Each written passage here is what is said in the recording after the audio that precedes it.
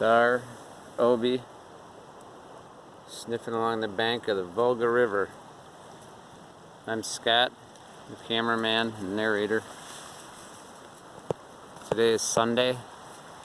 Sun's peeking out a little bit here at the Volga River State Recreational Area near what used to be Albany up in northeast Iowa in the Midwest of the United States during this coronavirus COVID-19 pandemic. I'm talking to you today right along this riverbank, and I'll take you and show you a couple of things that I've noticed so far this early spring in the woods here. One of the cool things about this area is it's actually not full of trails, so you can wander about pretty much as you please. Here's some early spring moss starting to sprout its little tiny flower stalks.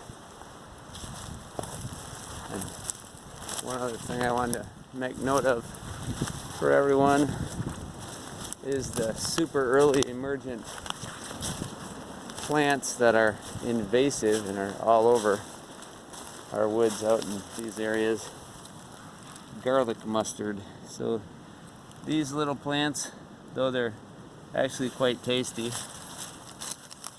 hey Obi, they are invasive and they get a head start on everything else. So as things start to grow, garlic mustard being the first, or one of the first, comes up before anything else can get a start, and often outgrows it or outcompetes it. So it is a natural thing, natural selection at work, but by an invasive species that was brought in by humans. And I wanted to add that all that information comes from scientific observation. This video today is kind of going to be out of order because I did one yesterday at the Pikes Peak State Park near McGregor, Iowa, that I'll have to put together later because I did it in pieces and I haven't edited the whole thing yet. And the thing I talked about yesterday that I'll mention again today is that we currently have a administration and somewhat a public at the moment that's a little bit unsure of the science, or at least unwilling to accept some of the science behind this COVID-19 pandemic.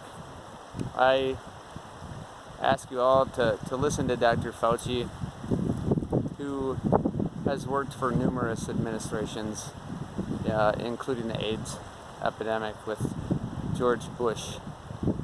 And he suggests that this has weeks to go before we even reach the top of the curve, and that we all need to take that into consideration, that up to, he says, and I agree, but I'm not an epidemiologist, that we could be looking at up to 200,000 people in the United States dying from this virus. Those are significant numbers and scary numbers. So again, if any of you are feeling overwhelmed by all this, know that you're not alone, and maybe step away from it once in a while. Come out and see something like the Volga River State Recreation Area. It's still here. You can walk. I haven't seen another soul today. So take care. Thank you, all healthcare workers and first response people. I appreciate what you're doing, and I know we all do. Take care.